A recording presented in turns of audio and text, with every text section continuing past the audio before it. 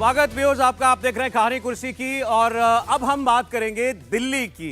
दिल्ली में आम आदमी पार्टी और कांग्रेस पार्टी के बीच अब ऐसा लग रहा है कि सीट शेयरिंग लगभग फाइनल हो गई है, बस अनाउंस होना बाकी है। और जो जानकारी अभी तक आई है उसमें कांग्रेस पार्टी ने दिल्ली में भी अपने आप को जूनियर और आम आदमी पार्टी को सीनियर पार्टी मान लिया है, क्योंकि 4 सीटों पर माना जा रहा है आम आदमी पार्टी चुनाव लड़ेगी और 3 सीट पर कांग्रेस पार्टी चुनाव लड़ सकती है दिल्ली के अंदर।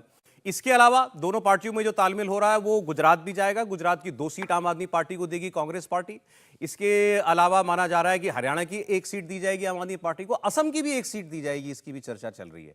लेकिन गुजरात में बड़ा हंगामा हो गया जैसे ही बात आई कि 2 सीटें जो हैं वो आम आदमी पार्टी को मिलेगी। वो मैं आपको बाद में बताऊंगा, पहले हम जरा दिल्ली की बात करते हैं। सौरभ भारद्वाज और आतिशी, ये 2 सीनियर मंत्री हैं इस वक्त दिल्ली की सरकार में। अरविंद केजरीवाल के बाद इन्हीं दोनों का नाम आता है, क्योंकि अब सिसोदिया जी और सत्येंद्र जैन दोनों जेल के अंदर हैं। और इन दोनों ने आज प्रेस कॉन्फ्रेंस की और प्रेस कॉन्फ्रेंस करके कहा कि हमारे पास विश्वस्त सूत्रों से जानकारी है कि 2 दिन के अंदर अंदर अरविंद केजरीवाल को सीबीआई उठा लेगी, मतलब सीबीआई गिरफ्तार कर लेगी। अभी तक ईडी करती नोटिस भेजती थी, 7 समन भेजे जा चुके हैं और अरविंद केजरीवाल उसका जवाब नहीं देते, कहते हैं ये लीगल समन है। अब जब उन्होंने कहा कि कोर्ट में मामला ईडी का फंस गया तो ईडी अरेस्ट नहीं कर पा रही है अरविंद केजरीवाल को, इसलिए अब सीबीआई को इस काम पर लगाया जाएगा। ये उन्होंने कहा हमारे पास पुख्ता जानकारी है और 2-3 दिन के अंदर ऐसा होने की कोशिश है, संभावना है कि अरविंद केजरीवाल को गिरफ्तार कर लिया जाए। और क्यों? वो कह रहे हैं कि हमारे ऊपर दबाव डाला जा रहा है कि आप इस गठबंधन से बाहर निकलिए, कांग्रेस के साथ गठबंधन नहीं करो, गठबंधन करोगे तो हम अरविंद केजरीवाल को जेल में डाल देंगे। सुनाते हैं आपको हम सौरभ भारद्वाज की बात, क्या कह रहे हैं वो। तो जब से ये खबर आई है कि आम आदमी पार्टी और कांग्रेस एक साथ आकर अपनी सीटों के बंटवारे पे आम सहमति बना चुके हैं और आज या कल में ही इसकी अनाउंसमेंट होने वाली है, ये बात खबरों में चल रही थी। अचानक हमारे पास 2 बातें हो रही हैं। एक, ईडी का 7वां नोटिस अरविंद केजरीवाल जी को सोमवार के लिए आ जाता है और साथ साथ हमें बहुत विश्वस्त लोगों से यह जानकारी मिल रही है कि अब ईडी नहीं, सीबीआई भी अरविंद केजरीवाल जी को गिरफ्तार करने के लिए कदम बढ़ा रही है। हमारी सूचना है कि आने वाले 2 से 3 दिन के अंदर दिल्ली के मुख्यमंत्री अरविंद केजरीवाल जी गिरफ्तार कर लिए जाएंगे। अब आम आदमी पार्टी ने बड़ी मुश्किल खड़ी कर दी अरविंद केजरीवाल जी के लिए। अब गिरफ्तार अगर होते हैं, वाकई में जो वो भविष्यवाणी कर रहे हैं ये सच हो गई तो बहुत बड़ी मुसीबत कि सीबीआई लगाई जाएगी और सीबीआई गिरफ्तार करेगी अरविंद केजरीवाल को, क्योंकि वो जो घर वाला मामला है वो सीबीआई देख रही है अभी तक। अब दूसरा, अगर गिरफ्तार नहीं होते हैं तो उनकी बात ही कच्ची हो जाएगी, फिर उनके सूत्र जो हैं वो फेल हो जाएंगे। अब उन्होंने जिस सूत्र के हवाले से भी ये बात कही है जो वो बता रहे हैं, लेकिन इस तरीके से किसी मंत्री का अपने मुख्यमंत्री की गिरफ्तारी का भविष्य की भविष्यवाणी करना, ये बड़ी अजीबोगरीब बात है। आपने कभी शायद इससे पहले देखा नहीं होगा।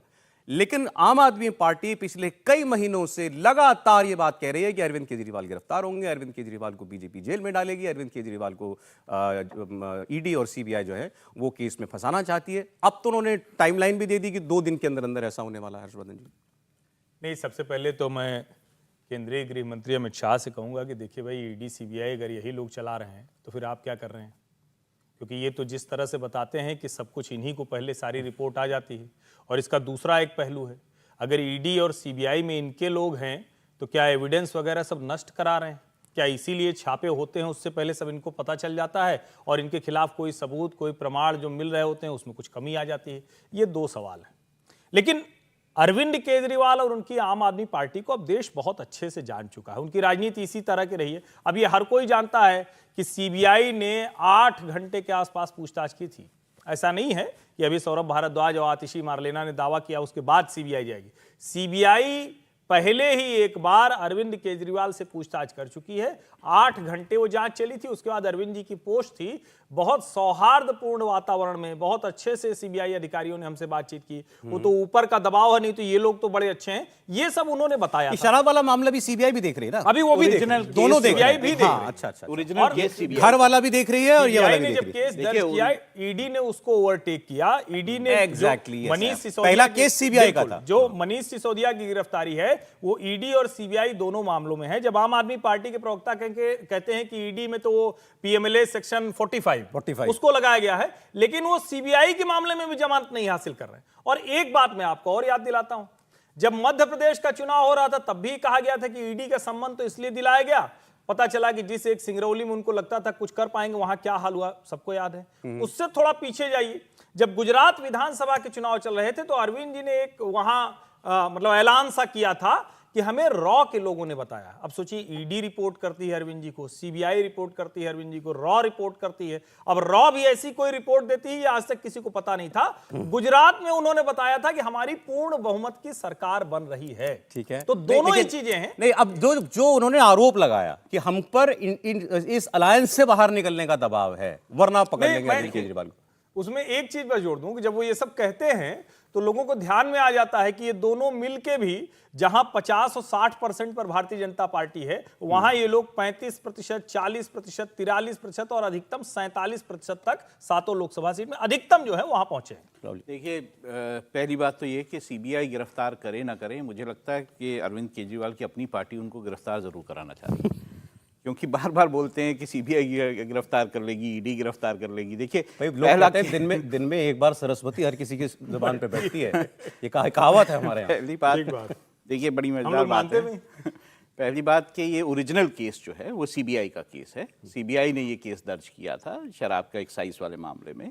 और देखिए, कोई भी ईडी की जो कार्रवाई को जानता है कि वो खुद कोई केस नहीं ऐसे करते हैं, या तो पुलिस ने केस किया हो, उसमें जो मनी लॉन्ड्रिंग होती है वो उनके पास चली जाती है, मनी लॉन्ड्रिंग का जो मामला होता है। इसमें भी सीबीआई ने जो केस दर्ज किया, उसके बाद जो मनी लॉन्ड्रिंग का उसका पोर्शन है वो ईडी फिर ये आरोप आपको और मैं मतलब बात करने लायक लगता है कि भाई दबाव है? आगे देखिए, बड़ी राजनीति में बड़ी अजीब सी बात है, ये भी समझ नहीं होती कौन क्या करता है। अब बात हुई रॉ की, रॉ एक्सटर्नल एस्पिनाज एजेंसी है, इंटरनल जो है वो आईबी है। तो रॉ इंटरनल मामलों में क्या करती है, ये बड़ा अजीब बात है कि कोई ऐसी बातें करे। दूसरी बात, अब ये जो राजनीति की बात है, अब साफ है, देखिए वो बार बार प्रेशर ये कोशिश कर रहे हैं कि लोगों के पास ये मतलब ये मैसेज जाए, संदेश जाए कि जो सीबीआई और ईडी है वो केंद्र सरकार के इशारों पे काम करिए। और बार बार ये सारे बयान जो बार बार वो कहते हैं कि गिरफ्तार कर लेंगे, नहीं करेंगे, ये सारे बयान उस दिशा में हैं जहां पे वो ये थोपना चाहते हैं आरोप कि ईडी और सीबीआई जो है वो केंद्र सरकार चला रही है। देखिए, अरविंद थोड़ा अलायंस पे भी दिल्ली में 4-3 का अलायंस हो रहा है। बिल्कुल, पहले मैं थोड़ा आरोप का और बता दूं, सीबीआई सिर्फ इनके लिकर मामला नहीं इन्वॉल्व है, इसके अंदर दिल्ली जल बोर्ड का मामला है जिसपे सीबीआई जांच कर रही है। और दिल्ली जल बोर्ड के अलावा मोहल्ला क्लिनिक का मामले की भी जांच राज्यपाल उपराज्यपाल ने सक्सेना जी ने सीबीआई को दे दी है। तो 4 मामले सीबीआई जांच कर रही है। और मुझे लग रहा है कि जो डर लग रहा है कि अरविंद केजरीवाल को सीबीआई गिरफ्तार करेगी, वो दिल्ली जल बोर्ड से जुड़ा हुआ मामला है, उसकी जांच बहुत तेजी से आगे बढ़ रही है। और मुझे लग रहा है कि उसी मामले में सीबीआई अरविंद केजरीवाल से पूछताछ किसी भी समय कर सकती है। इसके अलावा अगर राजनीतिक रूप से देखें तो सीटों के डिस्ट्रीब्यूशन को लेके भले ही दिल्ली के अंदर आम आदमी पार्टी और कांग्रेस ने सीटों का बंटवारा कर लिया हो, 4 और 3 की जो खबर आ रही है, अभी कौन कौन सी 3 सीटें आधिकारिक रूप से दी गई है यह सार्वजनिक नहीं हुआ है, लेकिन कहा जा रहा है कि 3 सीटें कांग्रेस लड़ेगी और 4 सीटें पर आम आदमी पार्टी चुनाव लड़ेगी। मुझे लग रहा है 2014 और 2019 के चुनाव परिणामों को अगर आप देख लोगे तो दोनों के मत प्रतिशत मिलने के बाद भी भारतीय जनता पार्टी को 7 सीटों पर आना बहुत मुश्किल होगा। और जहां तक रही वोट ट्रांसफर होने की बात, तो जो अरविंद केजरीवाल कांग्रेस को कट्टर बेईमान और खुद को कट्टर ईमानदार कहकर राजनीति में आए थे, अब वही अरविंद केजरीवाल उस कांग्रेस के साथ सीटों का बंटवारा करेंगे।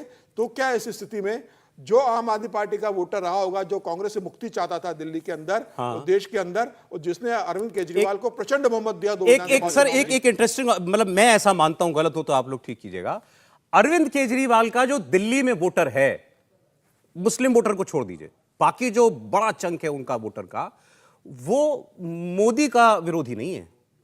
अरविंद केजरीवाल का वोटर नेसेसरीली मोदी का विरोधी नहीं है। और ये भी और आप मैं देखिए फिर विधानसभा इसी में- चुनाव में जो मिले थे अरविंद केजरीवाल को वोट, इतना प्रचंड मोह अगर आपको मिल रहा है, 63 सीटें मिल रही है। अगर पहले चुनाव देखेंगे तो भारतीय जनता पार्टी को सिर्फ 3 सीटें मिली थी। इसका मतलब ये है कि भारतीय जनता पार्टी का वोटर ने भी विधानसभा चुनाव में अरविंद केजरीवाल को वोट दिया था। देखिए, मैं इसमें कोई इसमें दो राय नहीं कुछ ऐड कर देता हूं। देखिए क्या है कि अगर आप वोट परसेंटेज की बात कर लेंगे इसमें, तो केजरीवाल यानी आम आदमी पार्टी और कांग्रेस का वोट बैंक काफी बड़ा है। चाहे वो लोकसभा चुनाव आप देख लें, चाहे आप विधानसभा चुनाव देख लें। विधानसभा चुनाव में तो 50% से ज्यादा जाता है दोनों को मिला के। लोकसभा चुनाव में भी ये 42-43% जाता है दोनों का मिला के।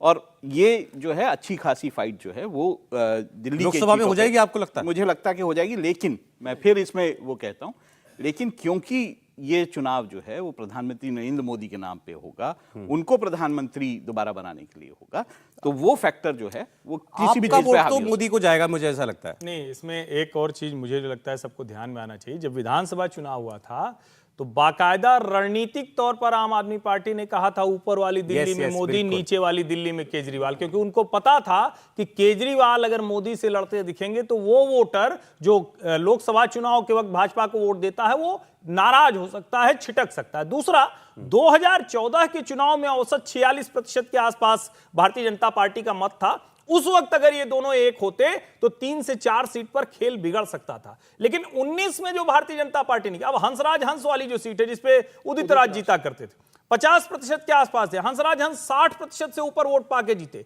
जितनी सीटें हैं, किसी में 52, किसी में 55, किसी में 60, और ये एवरेज जाता है करीब करीब 54 से 56% का। यानी अगर ये दोनों साथ भी आ जाएंगे तो दूर दूर तक लड़ाई में नहीं है। और यहां ये ध्यान रखना होगा, अगर अरविंद केजरीवाल कांग्रेस के साथ जाएंगे तो वो वाला वोटर जिसकी बात आप कर रहे हैं वो खिसक कर भारतीय जनता पार्टी बिल्कुल के साथ जाएगा। आ सकता है। और नरेंद्र मोदी का रोड शो यहां भी होगा, ये तो कोई कहने वाली बात है नहीं। 7 अच्छा, लोकसभा तो मतलब दिल्ली में कोई टेंशन भाजपा को नहीं कोई दिलाती ना टेंशन आपको, नहीं अगर ये दोनों एक भी हो जाते हैं तो। अच्छा, अब मैं आपको गुजरात की बात बताता हूं। गुजरात में अरविंद केजरीवाल विधानसभा भी लड़ते हैं, इस बार लोकसभा भी लड़ेंगे।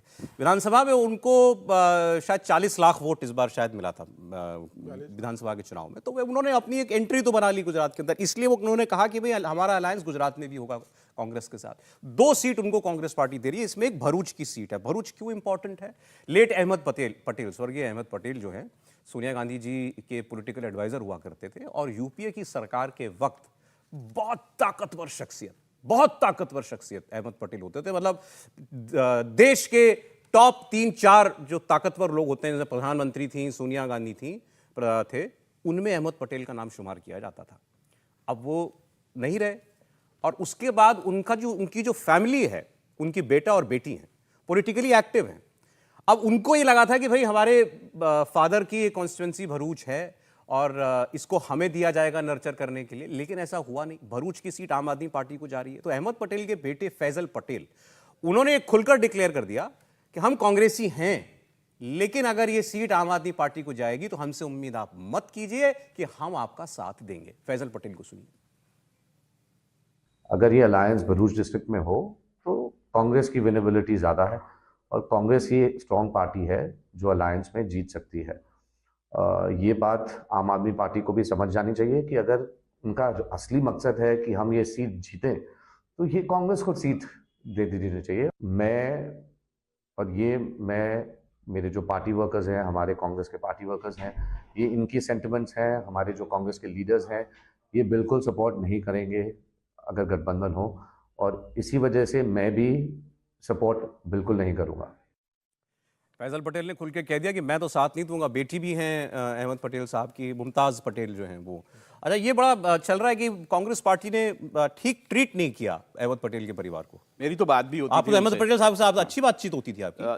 तो मैं ये मानता हूं कि अहमद पटेल जो हैं, पहले एक बार सर व्यूअर्स के लिए बता दीजिए अहमद पटेल क्या चीज़ थे। देखिए, अहमद पटेल जो हैं वो उस जैसा, मतलब जो राजनीति के जानकार या स्ट्रेटेजिस्ट, उनसे अच्छे कोई नहीं थे। मतलब सबसे अच्छी सलाह उनको शायद कांग्रेस की जो लीडरशिप टॉप है, 3-4 लोगों में आते थे ना। बिल्कुल साथ थे, और पॉलिटिकल एडवाइजर थे सोनिया गांधी। तो पूरी अच्छी तरह से वो सलाह देते थे। और लेकिन ये बात मैं फिर कहूँगा कि वो बहुत राहुल गांधी की कार्य का मतलब शैली से बहुत खुश नहीं थे, क्योंकि उनके मरने से पहले मेरी जब बात हुई थी तो क्या कहते थे उनका ये छोड़ दीजिए, लेकिन वो बहुत ज़्यादा खुश नहीं थे उनसे। और मुझे लगता है कि कई बार ये बातें उनको समझाई गई होंगी राहुल गांधी को कि किस तरह से उनको सीनियर नेताओं की बातों को सुनना चाहिए या उस पर एक्ट करना चाहिए। शायद वो अब तक भी इस बात को जो है वो नहीं करते हैं, जो कि उनके परिवार को आपको लगता है निगलेक्ट किया कांग्रेस ने? मुझे लगता है कि ऐसा तो मैं नहीं मानता कि निगलेक्ट किया, लेकिन हाँ ये बात है कि अहमद पटेल की जो सलाह थी उसको कहीं ना कहीं राहुल गांधी ने नहीं सुना। समीर जी कुछ जोड़ रहे हैं? देखिए, अभी जब राज्यसभा की जब बात चल रही थी कांग्रेस की तरफ से, तो कांग्रेस के गुजरात के 2 बड़े नेताओं ने और राजस्थान के एक बहुत बड़े कांग्रेस के नेता ने अहमद पटेल के परिवार से किसी को राज्यसभा भेजने का जिक्र किया था। बात भी हुई थी, लेकिन आखिरी काल ऐसी खबर है कि राहुल गांधी के यहाँ से मना कर दिया गया। राज्यसभा गुजरात के 2 बड़े नेता और राजस्थान के एक बड़े नेता जो पूर्व मुख्यमंत्री रहे, उन्होंने अहमद पटेल के परिवार को किसी को राज्यसभा भेजने का जिक्र किया था और शायद उसके लिए हाईकमान ने मना किया है। सोनिया गांधी तैयार थी या नहीं तैयार थी, लेकिन खबर है कि राहुल गांधी की तरफ से उसमें बहुत ज्यादा सहमति नहीं दी गई, इससे भेजा नहीं गया। और मुझे लग रहा है जो नाराजगी है शायद फैजल पटेल की, वो इसी रूप में बाहर आ रही है। आप कुछ कह रहे थे, मैं ब्रेक लूं? नहीं, मैं सिर्फ ये कह रहा हूं कि देखिए, ये सिर्फ एक कोई अहमद पटेल का मसला नहीं है। जनार्दन द्विवेदी कहाँ हैं, जो पूरे उत्तर भारत और उत्तर प्रदेश के लोगों का ठिकाना हुआ करते थे। या चतुर्वेदी जी थे, वही थे जिनके कांधे पर रखकर लोग कांग्रेस के लोग अपनी बात सुख दुख कह लेते थे। ए.के. एंटनी अब नहीं है, उनके बेटे अनिल एंटनी भारतीय जनता पार्टी में आ गए हैं। और जो उनका कहना है कि दरअसल इसी वजह से ए.के. एंटनी दिल्ली नहीं रहते हैं, क्योंकि उनको लगता है कि राहुल गांधी कुछ सुनते तो है नहीं, तो वो जानबूझकर यहां से चले गए। अहमद पटेल नहीं रहे, लेकिन उनकी बेटी और बेटा दोनों सक्रिय थे। दोनों की कोशिश थी कि ये जो कोर टीम है कांग्रेस की उसका हिस्सा बन सके, नहीं बन पाया। अब उनके साथ अच्छा बुरा व्यवहार हुआ कि नहीं, ये मेरी जानकारी में है नहीं है, इसलिए नहीं कह सकता। अब ये जो अलायंस गुजरात में हो रहा है, गुजरात तो खैर गुजरात है, नरेंद्र मोदी का गुजरात है, वहां पर कुछ होने जा रहा है क्या इस अलायंस से? नहीं, वहां तो कोई कल्पना भी नहीं कर सकता। वहां तो कांग्रेसी भी नहीं मानते हैं कि ऐसा कुछ होगा, और वहां का कांग्रेसी भी कह रहा है कि हमारा प्रधानमंत्री बनना चाहिए, नरेंद्र मोदी को बनना चाहिए। अच्छा, विजय लक्ष्मी हमारी सहयोगी जो है वो जुड़ गई हमारे साथ। विजय, आपसे जानना चाह रहे हैं हम, कांग्रेस और आम आदमी पार्टी के बीच जो ये डील हुई है, दिल्ली को लेकर के डील, मेरी जानकारी में 4-3 थी, आपको कोई और जानकारी तो आप बताइएगा। और गुजरात में फैजल पटेल ने बड़ा साफ कर दिया कि भाई हमारे पिता की ये कर्म भूमि है, ये सीट तो हम नहीं जाने देंगे आम आदमी पार्टी के पास।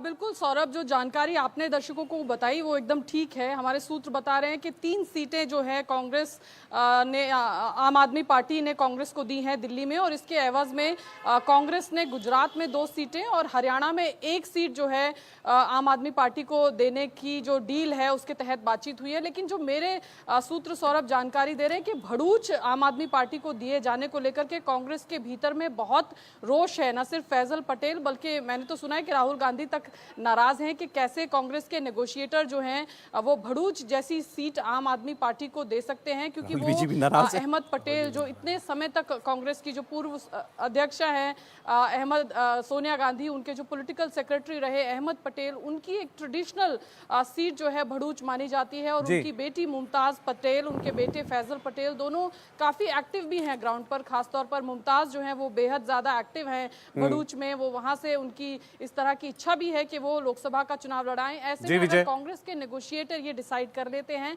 कि ये सीट जो है आम आदमी पार्टी को चली जाए, तो इससे रोष होना जाहिर तौर पर कोई बहुत बड़ी बात है नहीं, पर देखना होगा। मैंने सुना है कि इसके चलते अभी शायद दोबारा से रीनेगोशिएशन आम आदमी पार्टी के साथ होंगी।